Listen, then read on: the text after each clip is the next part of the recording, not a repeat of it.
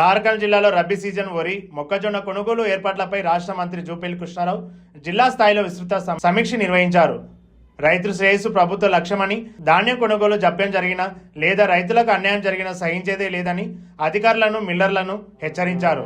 సమయానికి గైర్హాజరైన అధికారులపై మంత్రి ఆగ్రహం మెమోలు జారీ చేయాలని కలెక్టర్కు ఆదేశాలు జారీ చేయడం జరిగింది.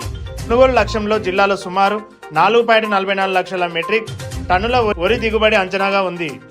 కేంద్రాల వద్ద తాగునీరు, షెడ్లు, గన్ని బ్యాగులు, తూకం యంత్రాలు సిద్ధంగా ఉంచాలని తెలిపారు. వాట్సాప్ గ్రూపుల ద్వారా సమస్యల పరిష్కారం, రవాణాల జాప్యం లేకుండా లారీలు ఏర్పాట్లు చేయాలన్నారు. నాగర్ కర్నూలు కల్వకుర్తి నియోజకవర్గంలో మొక్కజొన్న పొద్దుతిరుగుడు కొనుగోలుపై ఎమ్మెల్యే సూచనలు చేయడం జరిగింది. ఈ సమావేశంలో జిల్లా కలెక్టర్ హేమంత్ కేశవ్ పాటిల్, ఎమ్మెల్యే కూచుకుల రాజేశ్రెడ్డి, కసిరెడ్డి నారాయణ రెడ్డి మరియు ఇతర ఉన్నతాధికారులు పాల్గొన్నారు. ఒకవైపు మన దగ్గర విపరీతమైన ఎండ ఉంది, హీట్ వేవ్ ఉంది. మరి ఒకవైపు మనకి అకాల వర్షాలు కూడా సంభావన ఉంది. సెకండ్ ప్రాబ్లం వచ్చేసి మన దగ్గర ఫస్ట్ టైం మొక్కజొన్న అండ్ వరి ధాన్య కొనుగోలు సైమల్టేనియస్గా జరుగుతుంది. So it poses as a dual challenge. అదే ప్రకంగా మీరు ప్రాసెస్ ఫాలో చేయాలి. దీని తర్వాత ముఖ్యమైన రోల్ ఉంది agriculture డిపార్ట్మెంట్దే. All technical feasibility FAQ should be ensured by AEOs.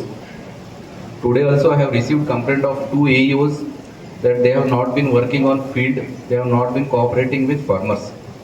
This behavior will not be tolerated. That should be very clear in your mind. రైతులకి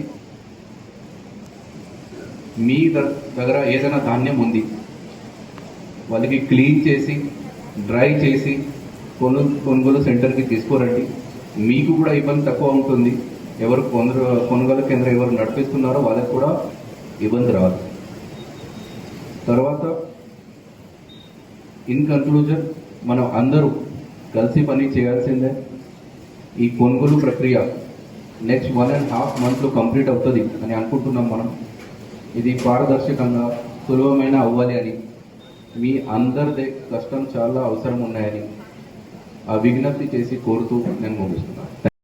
We have around 75,000 acres of paddy cultivation for this Yasangi season, out of which by our calculation we expect around 2 lakh metric ton of paddy to come for procurement in arranged 200 centers. దీంతో పాటు మొక్కజొన్న కూడా 2 lakh metric ton పైన కొనుగోలు అవుతుందని మనం అనుమానిస్తున్నాం. ఈ ఇద్దరు కొనుగోలు ప్రక్రియల మీద మనం ప్రిపేర్డ్ అవ్వాలని, అన్ని స్టేక్ హోల్డర్స్ తోటి ఒక మీటింగ్ పెట్టాలని ఈ పరీక్షా సమావేశంలో ఏర్పాటు చేయడం జరిగింది. As we expect from guidance from our honourable minister, I would also like to pass on some instructions to respective stakeholders. First, coming to my officers, including civil services, agriculture, cooperative, marketing, and all corporations.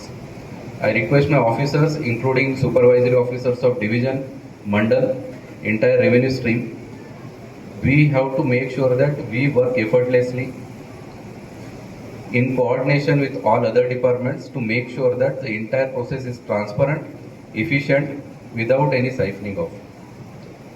You have to make lot of field visits. You have to understand the problems faced by farmers, solve then and there itself without that issue becoming big. Second వచ్చేసి major stake holder is కొనుగోలు కేంద్రాలు. IKP ఉండొచ్చు, మెగ్మా ఉండొచ్చు, లేకపోతే PACS ఉండొచ్చు. అందరూ కూడా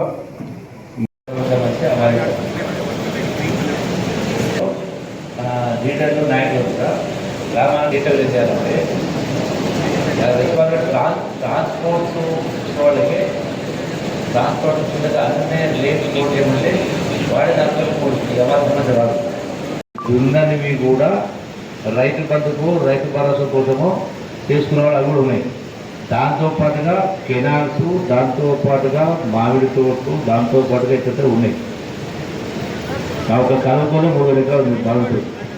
ఇవన్నీ తీసేస్తే ఇది నాకు తెలిసి లెస్ దాన్ 5 acres. అవునా? 1 ఎకరం తప్పు. ఒక గ్రామం ఈ యొక్క 5,000 ఎకరాలు తిరగాలంటే మీకు ఎట్లా టెక్నాలజీ ఉన్నాయి కదా, మీకు ఎక్కడైనా కలెక్టర్ గారు ఒకవేళ ఎవరికైనా 10,000 ఎకరాలు ఉంటే దాన్ని ఈక్వల్ డిస్ట్రిబ్యూట్ చేయండి. ఇప్పుడు ఏమేమన్నాడు 10,000 అన్నాడు, మొత్తం డివైడ్ చేస్తే 1 సేమ్ యావరేజ్. సో యావరేజ్ అవసరం ఉంటుంటే మీ పవర్సే కదా, ఈక్వల్ డిస్ట్రిబ్యూషన్ ఆఫ్ వర్క్ అనేది మీ పవర్సే కదా సార్.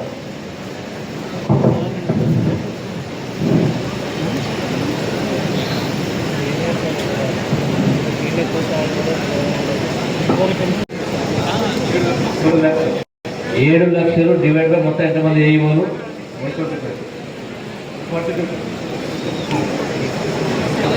7 లక్షలు డివైడ్ బై 125 ఎంత వస్తుంది?